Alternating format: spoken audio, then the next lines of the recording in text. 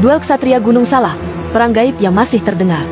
Malam di kaki Gunung Salak kadang menggema suara senjata beradu bukan dari dunia ini, tapi dari mereka yang tak terlihat, yang belum selesai bertarung meski abad telah berlalu. Gunung Salak, bukit keramat dan gerbang alam lain. Gunung Salak, yang menjulang gagah di perbatasan Bogor dan Sukabumi, bukan sekadar gunung biasa. Sejak zaman kerajaan Sunda hingga kolonial Belanda, gunung ini dikenal sebagai tanah keramat, pusat pelatihan ksatria dan pertapa, serta gerbang menuju alam astral. Dalam tradisi masyarakat Sunda, Gunung Salak disebut sebagai Gunung Widadari, tempat bersemayamnya para leluhur sakti dan makhluk gaib penjaga tatanan alam. Bahkan menurut babat Sunda kuno, gunung ini adalah tempat pertarungan spiritual para ksatria yang moksa namun tak kunjung damai. Awal mula duel gaib di Salak. Kisah ini bermula dari perseteruan dua ksatria sakti di masa kerajaan Sunda lama. Mereka adalah Ki Wiradikara, seorang pendekar penjaga wilayah timur, pengikut ajaran Sang Hyang Dharma. Raden Wangsadiraja, murid dari Resi Tapak Lawang, ahli ilmu ajian Pancasona dan penguasa hutan barat Salak. Keduanya berselisih dalam pandangan spiritual dan penggunaan kekuatan supranatural. Dalam lontar babat Gunung Gede Salak, dikisahkan bahwa perebutan ilmu dan pengaruh gaib menyebabkan mereka berseteru hebat. Mereka sepakat untuk menyelesaikannya dalam sebuah duel di puncak Manikmaya, titik tertinggi dari jalur gaib Gunung Salak. Pertempuran yang mengguncang langit. Duel ini bukan pertarungan biasa. Malam itu, langit berubah kelam meski tanpa mendung. Angin bertiup ke segala arah, petir menyambar meski tak ada hujan. Gunung bergemuruh. Warga desa di sekitar kaki gunung melaporkan mendengar suara genta, gamelan, dan teriakan prajurit. Beberapa bahkan menyaksikan cahaya merah dan hijau saling membelah langit, seperti dua kekuatan besar sedang bertarung tanpa tubuh. Ki Wiradikara membawa tombak Trisula warisan Batara Indra, sementara Wangsadiraja mengandalkan keris sakti naga langit, pusaka peninggalan guru besarnya. Pertarungan berlangsung selama 7 malam 7 hari, dan tak ada yang menang. Moksa dan perjanjian langit. Pada malam ke-7, keduanya menyadari bahwa perang itu tak akan membawa keseimbangan. Maka, mereka membuat ikrar gaib. Mereka akan moksa, namun setiap 100 tahun sekali, duel itu akan terjadi kembali untuk menjaga keseimbangan tatanan spiritual Gunung Salak.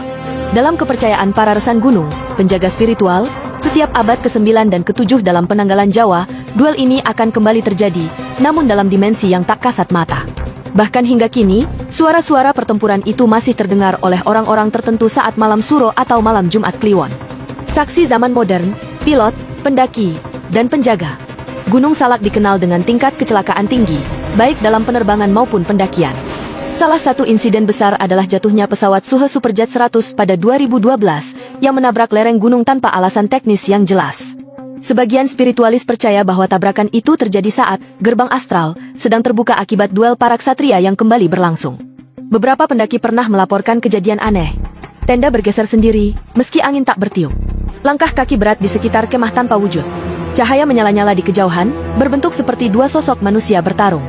Penjaga basecamp juga memiliki aturan tak tertulis. Jangan berbicara sembarangan, jangan menantang langit, dan jangan naik sendirian pada malam hari.